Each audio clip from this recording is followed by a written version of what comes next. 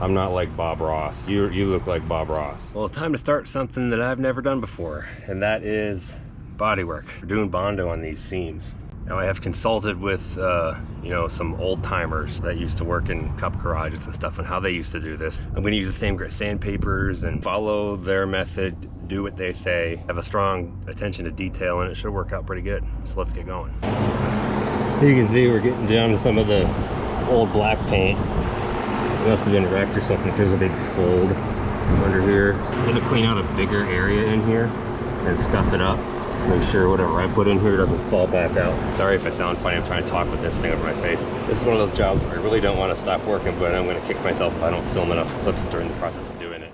I'm just using a little air-powered Ziz wheel angle grinder with some 80 grit on it to knock the old Bondo off and clean up the metal underneath it, because this car sat with a half unfinished body for maybe 12 years. It had a lot of surface rust on it, so we're gonna make sure that's fresh, bright, scuffed up, so the Bondo I put on here does not fall off. I love this stuff. It's like archaeology.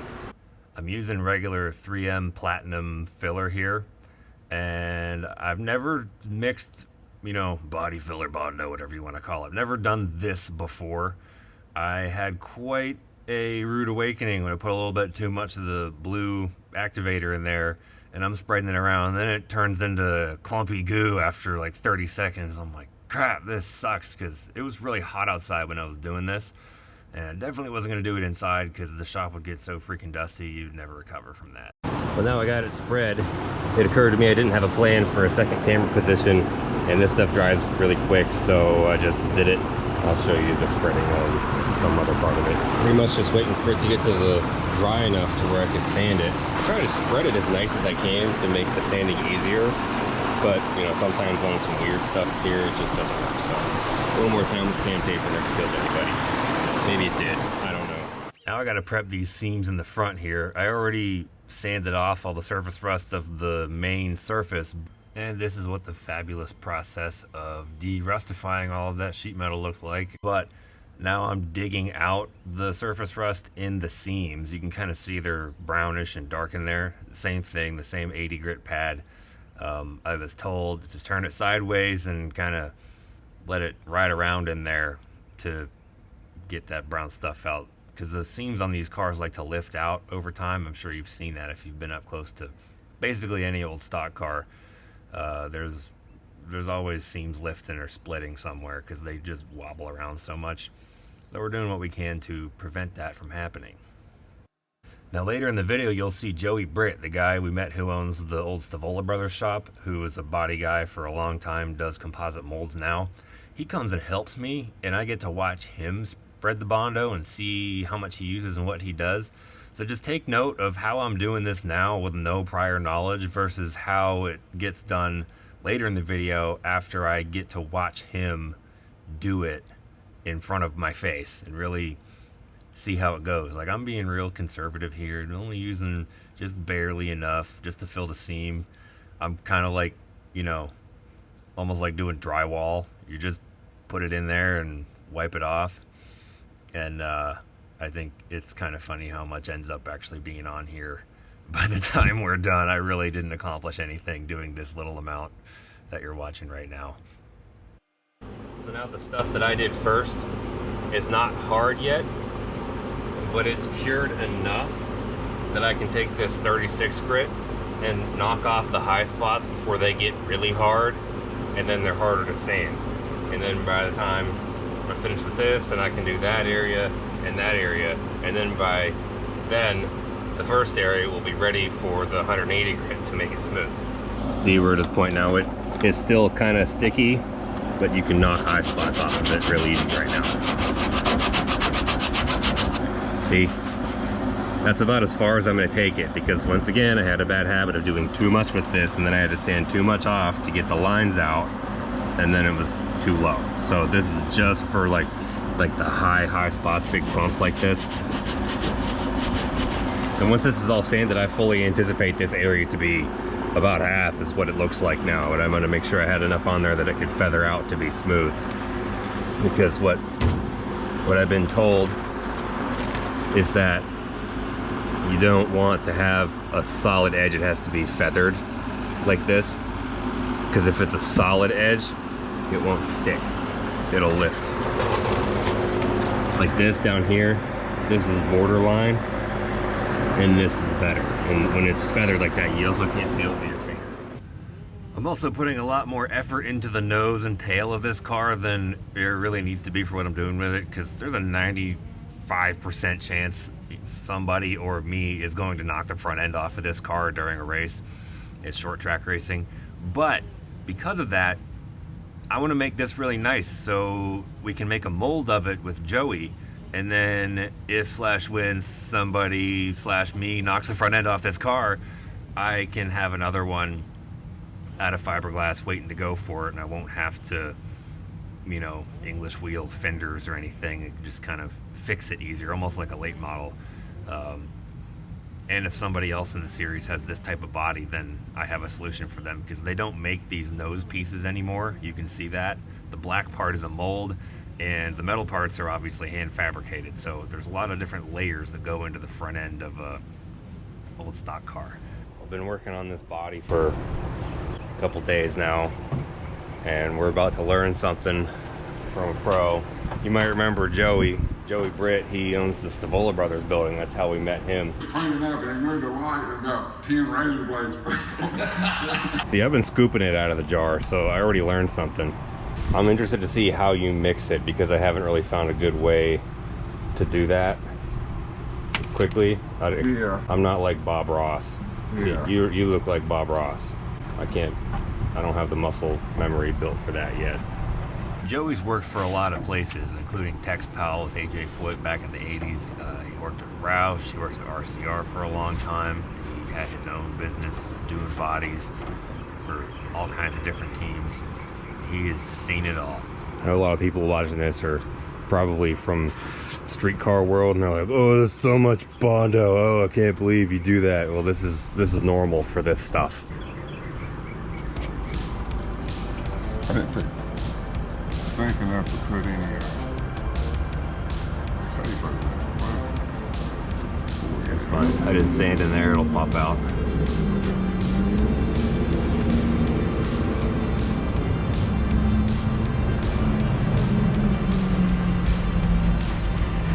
He's way better at this than me. There's a lot of it's pretty doggone nice. Yeah, he did a really good job. You would get a job doing, because that's what they want to see. No Bondo. If it's a lot lighter. So I could have been hired back in the day? Yeah, you could go get a job now, probably. Do you hate doing it, or do you like doing it? It depends what kind of mood I'm in. It's kind of fun. It's fun. It's not fun whenever the sun's beating on it and you can't mess with it for a while and it starts to get all clumpy while you're trying to spread it. Well, most of the time you don't have to do it outside like that. Yeah, there's like certain projects where if it's like nuts and bolts and someone designed it stupid, then you're just mofoing to yourself because somebody else made your life hard. With this, you make the rules. Do you need another one? It's more. I'm used to not wasting them. It's more artistic and less black and white, I guess. This is a trick that nobody uses anymore. This is free almost, you know, $3 and it'll last forever. This is a wood rasp is what it is. Huh. But old school body shops, there were piles of these everywhere. So they didn't use up sandpaper? Yeah, you know, you can just fill in your lowest spots, like you've already got all the low spots filled in, and then you just work up from your lowest spots. That's kind of what I was going for here. Yeah. Because I know that this is a manufactured piece, so my line should be about the same the whole way across, theoretically, where you get up there and it's going to be wavy because it's like a piece of steel. Whoever hung this sheet metal is as good as you can get, you know what I mean? Whoever did it was experienced. That's what makes this easy, because they did a pretty good job. I'm interested to see how you do this part here. Yeah, what you normally do is just put masking tape on the hood itself and just squeeze you right down in the hole. Then you take it out and take a piece of sandpaper and clean it. And some people put tape on the, if you got a big gap, a nasty one, you put tape on that, fill it full of Bondo and just drop the hood. And then ease it up, you know, shave it off and get it out before it gets too hard. Huh. Yeah, if you got a nasty fit, that's a good way of doing that. So you like the cheese grater method over using one of these? Yeah, you can just let it glide along and take the top off of the high spot. And you keep doing this and not even use any sandpaper until the very last. Then you'll have to be scraped again, but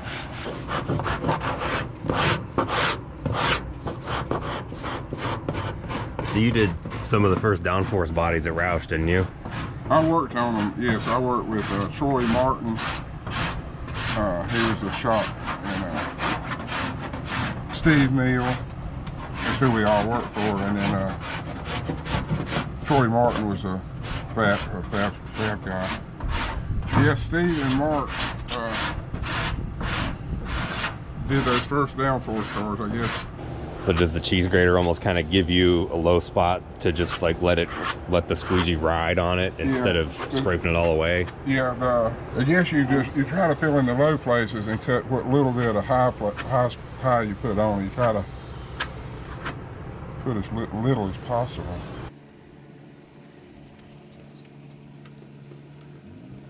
And you razor blade it right when it gets just right. You'll run a razor blade.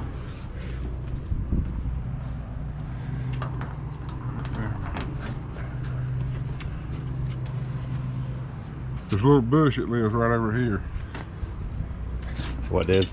A little bush that lives right over here. You're talking about Bob Ross.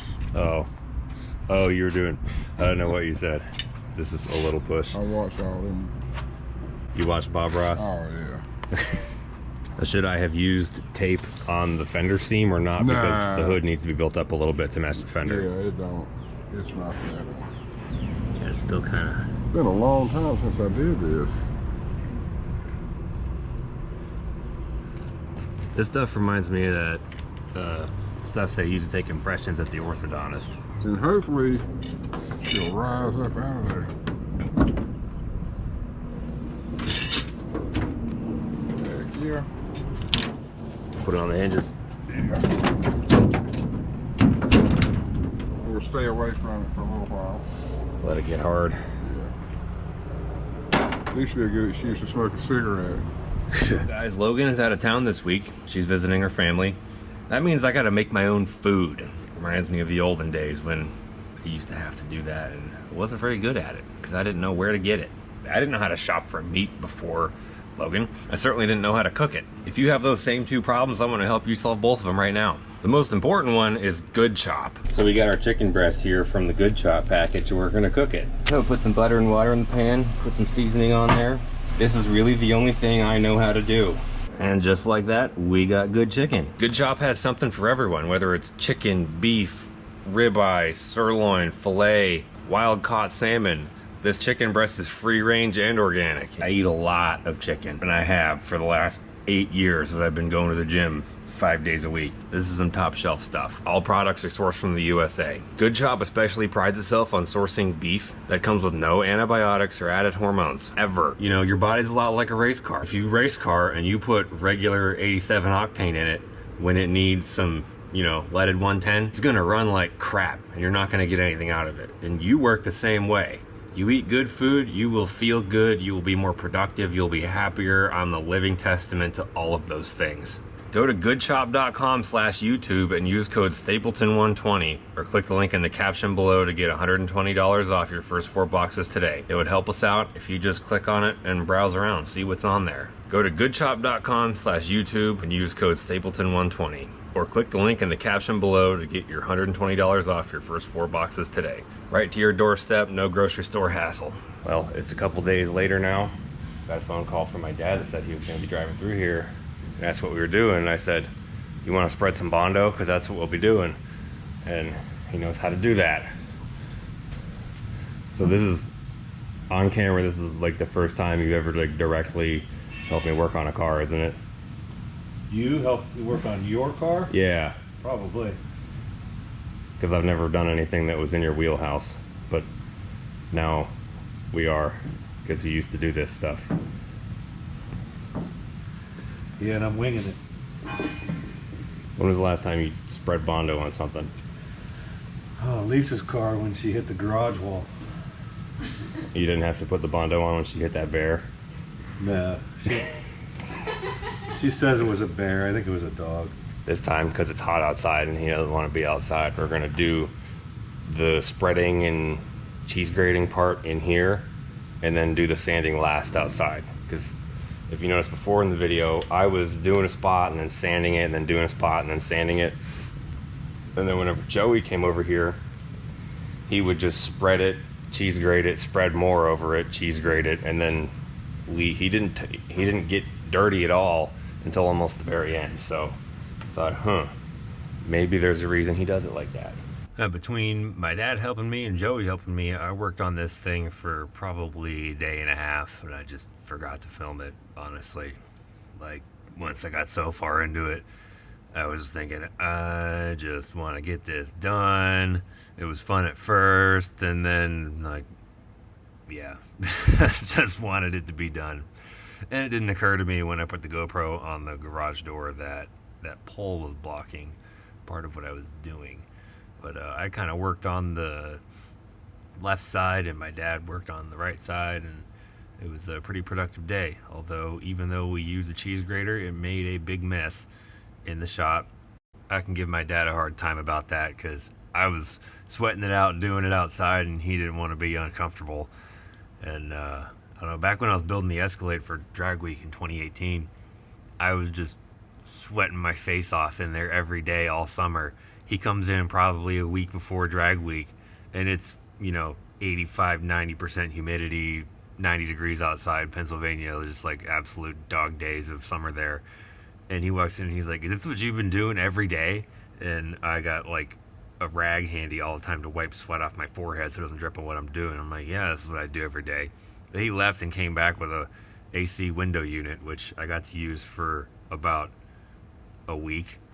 Doing it this way made my life significantly harder because, like we talked about earlier in the video, you want to cheese grate it and sand it while it's still kind of soft. And by the time we were done with this, the top layer of the trunk and stuff, seams that we were doing, had gotten hard. So when we were completely done with this, I pushed it outside and I did all the DAing because he didn't want to get dirty, and there's only one DA, so I did it. It's my car, I should do it. And it took a lot longer than some of the other stuff because it makes a big difference when you don't get to the filler before it cures. It's very hard, and that's when it's not that much fun.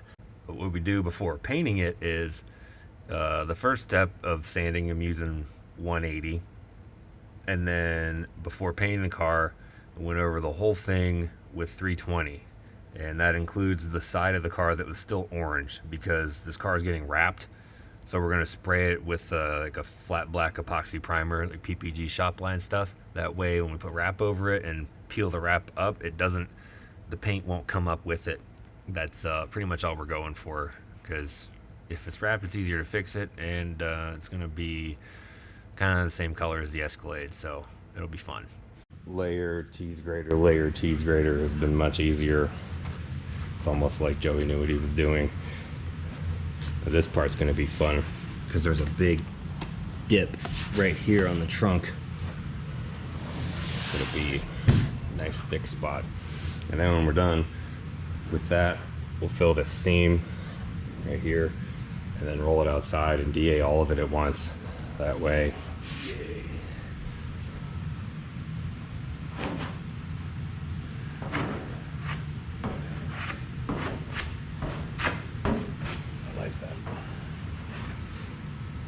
like what? Looks good. Oh. Yeah, this big center section in the middle we had to put here because the inner bracing of the trunk has rivets in it. And I really don't know what those 3 little holes were for. It may have been for some type of locating antenna, like jig. Listen to music. Maybe. Well, it was just working on the car here, and it occurred to me that I had not picked up the camera in quite a while throughout this process. I've been working on this thing a lot, and honestly, it's probably nicer than it needs to be for what it's doing. It's probably going to get some dents. It might get completely destroyed. I don't know, but I know that I can take pride in doing what I felt was a good job before that happens. If it happens, it may never happen. If it doesn't happen, we have a really nice car to look at.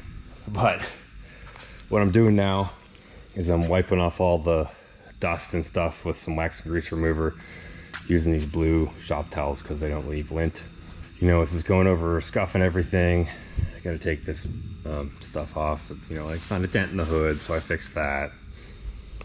Went over the front, and because we're gonna make a mold of this, I put some more filler in here because it was kind of flat. It went like so I filled this in and kind of radiused it so it was nice. That way when the headlight decal is on there, it'll be a nice headlight shape, I guess.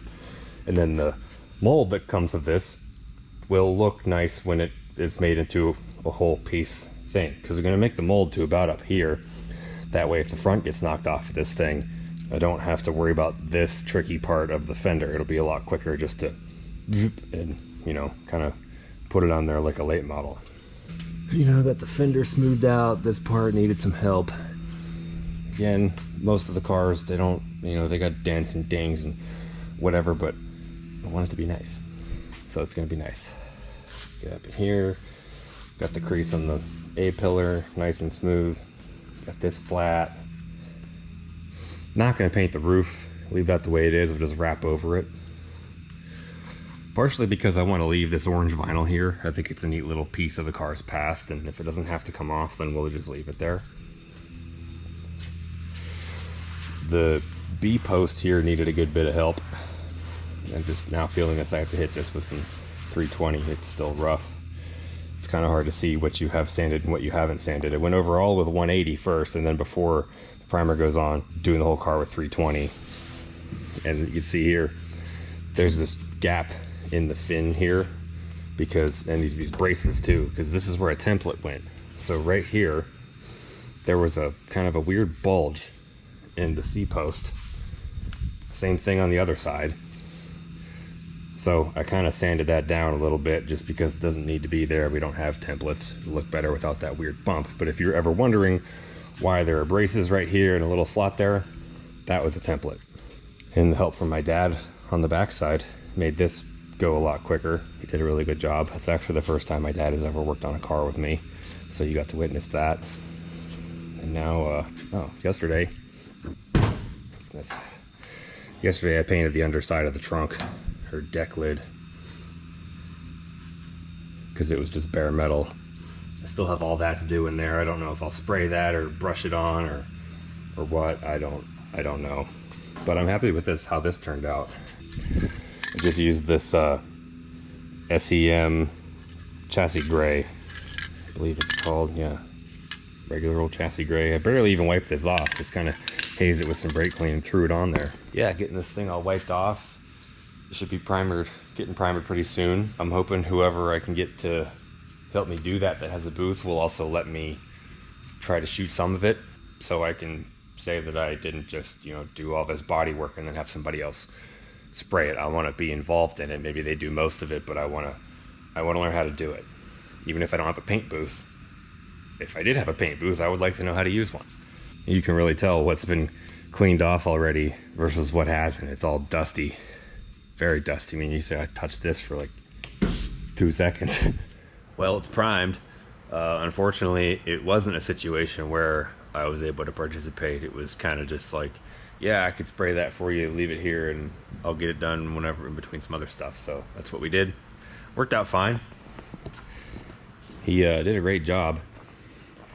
And he also had this like boiling pressure washer thing, which was able to clean out the inside of the car with, and holy crap, it worked so good. So this thing came home, 2 birds, 1 stone. It's one color now, ready for wrap, and the inside isn't grody anymore. You can see I spent a lot of time going over some little things, mostly inside here, like how I painted the trunk.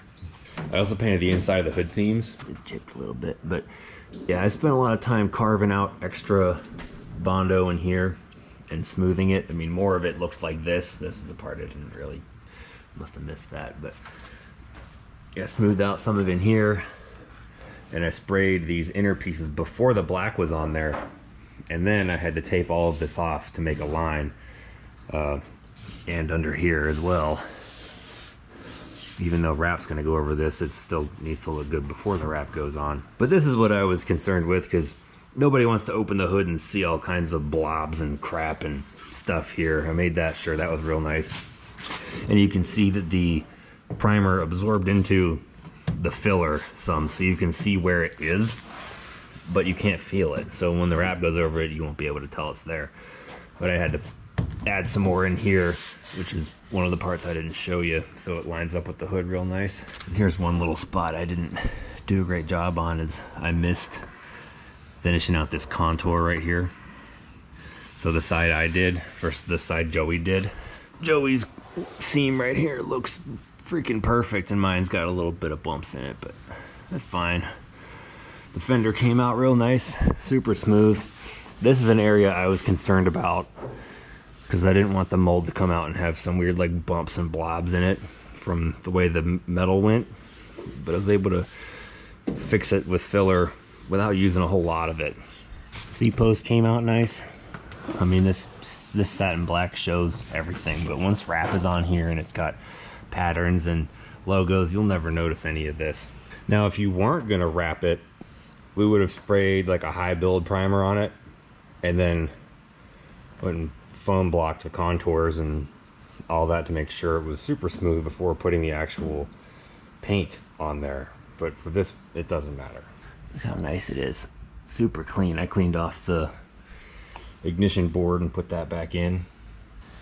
Yeah, you can see I had to move the tape line out a little bit, because if you close this, if I taped it all the way up to the edge, there would be a white seam, and then you would see it when the hood was closed. And how much nicer all of this looks in here. It was so grody even when I got it, and then I didn't clean it because it was going to get all this dust on it. Like, why would I clean it just to get dust on it? If there's grime on there, it'll help the dust not stick to it if there's overspray from painting things or whatever. It came out great. I will still have to paint the inside of here though. I'll just rattle can it. And in future videos, you'll see the fabrication of the duct work in here for the grill, making the grill support pieces to where the radiator goes, probably brake ducts too, crushed panels, all of the whole assembly of this thing. All of that's going to be in subsequent videos. So if you're not subscribed already, you should be, if you want to learn something. If you have more questions about what we did or what's going to happen or anything, leave it in the comments. I'm happy to answer. I want to help. I want people to know. I also had to drill out these roof rails, so they'll get put on after the wrap, so there's not some funky seam right here. Cleaned off a bunch of the parts that I took out in the first video, and once I cleaned this off, I realized somebody had spray bombed some stuff with chassis gray with this carbon fiber footboard still in there, so it's got all kinds of overspray and crap on it. I'm gonna use some acetone to clean that off before I put it back in. I had the brake calipers refreshed. Get those ready to go. Got new master cylinders. This is the only spoiler half that the car came with. I think the other one probably got destroyed, and that has to do with why the other half of the body was new, but I'll use this as a template to make a new one. And I was thinking, how could we make it so you guys could be involved with this? And I thought, you know, some people, like, they do, you know, $20 and we'll put your name on the trunk panel or something. I was like, well, you could do something like that. But also, if you watch our videos and you see the ones with ads in them that have a link for the ad in the description, I can't tell you how much this would help. I didn't even know this, but they track how many clicks those get and how long people spend on the website. And those are metrics that they use to determine placing more ad slots or not. So if you see one on there and you got nothing else to do, go click on the link and just go on the website and click other links and browse around and stuff, because that'll help. And then I can go back and ask them, hey, do you want another slot? And if they say, they look at the data and the browsing data is good enough, they say yes, that's huge. That's huge for us. That's how we are funding this, because freaking racing stuff is not cheap. You all know that. Doesn't matter if it's kind of a grassroots series or the real deal. There is no form of auto racing that is cheap. If you're wondering why the Audi is up here on the Wildfire lift, it's because I was making X-pipe exhaust for it, and in the phase of doing that, this flex pipe blew out. Now it sounds like a bag of farts, and I gotta fix this because somebody replaced this already and replaced it with a cheap one. When I referenced earlier in the video where there's some things that are nuts and bolts where someone designed it stupid and makes your life hard, that's that car. That's what I was referring to. The exhaust building or any wrenching on this car, you can find that on the Stapleton 42 Extra channel. We'll put a link in the description. We'll post like nonchalant stuff there, things that are not, I guess, on topic or polished, just kind of build updates or question and answer stuff, things that, personal things we're doing, like just whatever the heck, you know? Like when I went to go pick up this car, Jeff Anton had an abandoned rock quarry in his backyard. So we went and checked that out, and the rock quarry segment of the exploration of picking up this car is on the Extra channel also. Just that kind of stuff.